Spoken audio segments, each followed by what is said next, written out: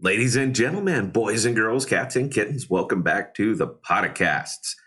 We're still on location. Clearly, you get hotels, man.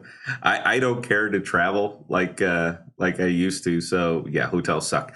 Boy, that was rough yesterday. That was absolutely rough. Bitcoin took the big hemorrhage. I'm sure everybody saw, and pretty well the rest of the market came down with it except Cosmos. Now this was interesting for me sitting here watching this stuff.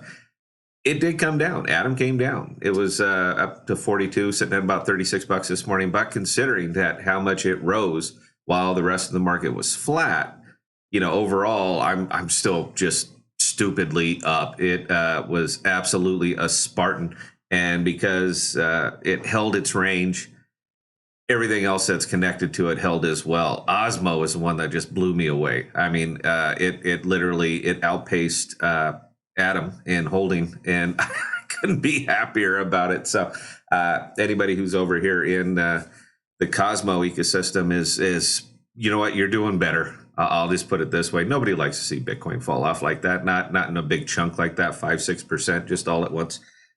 It tends to take the rest of the market with it, and in this case, it absolutely did. Now, here's where you're going to be stuck.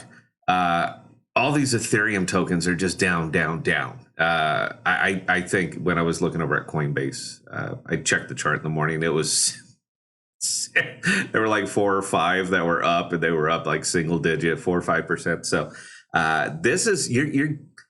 It's going to be interesting today. How about that? You got some decisions to make.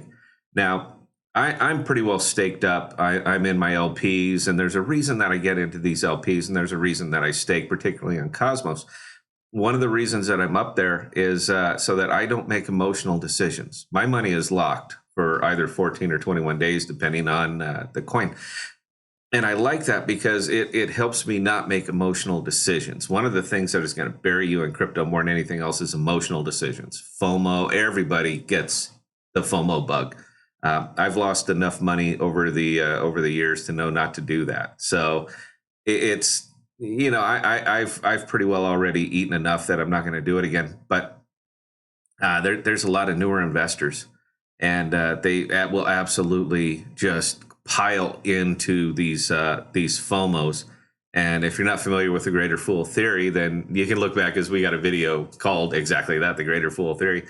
And usually when when you're piling on, you're going to find out that you might not be the greatest fool, but you're greater than the guy that you just bought this from. So I don't recommend that you get into something like that, but you're going to be seeing a lot of it. Now, here's where it gets really, really interesting today.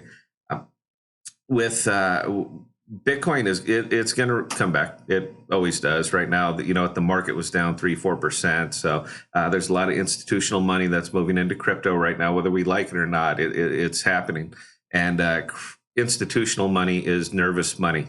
All right, they're not going to stick around. They're not going to wait it out. They are going to get in. They're looking for their 2, 3, 4%, because we're talking about billions of dollars. So when you're putting in billions of dollars, 2, 3, 4% it's a good day.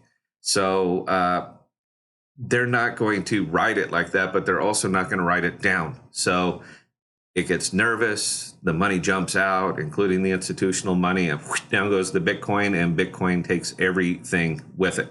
So now, although I've been advocating strongly for folks to get moving over into Cosmos, it's just a better ecosystem, man. It is where the future. The future is now, and it's sitting over there in Cosmos. So that is my opinion. What the hell do I know?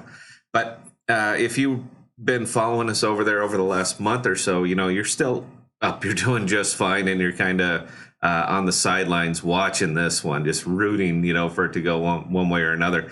But for those who are still pretty well buried into Ethereum, and particularly for the tribalists, you know what? It's not a good day, man. You guys are eating it. Now, here's where it's going to get interesting. Although I still advocate strongly for Cosmos to, come join us in the Cosmos.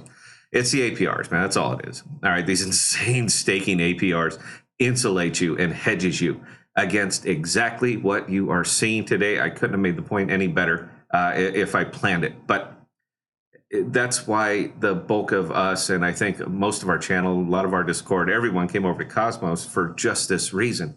because when you're collecting 92, 93, 94% APR over a period of time, these bumps, they don't matter. All right. It's nobody likes to see it, but it's not, the end of the world. You're like, well, it's fine. I'm still collecting. It'll come, we'll balance out. But yeah, for the tribalists that are just absolutely buried right now, man, it is not a good day.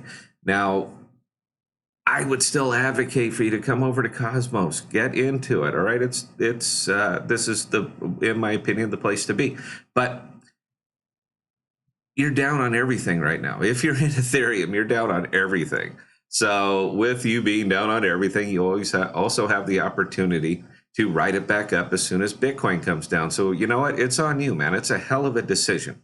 Now, I've already divested pretty much everything, all of my Ethereum holdings. I basically have none now.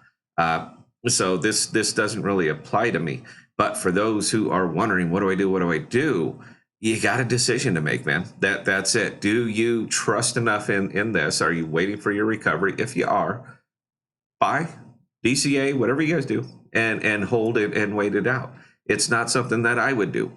But if, because it's just smarter money somewhere else right now. But if you are not sure, then DCA and waiting for a recovery is never really a terrible idea. The only problem with it is the DCA. It's more capital out of your pocket. And if you're not staked at these crazy percentages that we're getting over here, then it's directly your money. You're going to eat it. So figure out what you want to do with it. Make your decision. Keep an eye on Bitcoin. This is what you're watching today. All right. You are watching Bitcoin. I get it. Nothing, we're divested, but you're not. All right. Watch Bitcoin. Bitcoin is going to tell you what's about to happen. So if you're staring at one chart today, please make it Bitcoin. That's it, guys. I appreciate it. I have to keep my voice down because it's like 4 a.m. when I'm shooting this. So I hope you enjoyed it. Got a little bit of a takeaway from it. There's no script, man. This is just the top of my head. So if it's a little bit more disjointed than I usually do, it's because I'm not going to write something at 4 a.m. You get what you get. So that's it, guys. Keep an eye on Bitcoin. And yeah, other than that, just remember that, I don't know if it'll show up on here, but just remember that this too shall pass because it always does. That's it, guys. Cheers.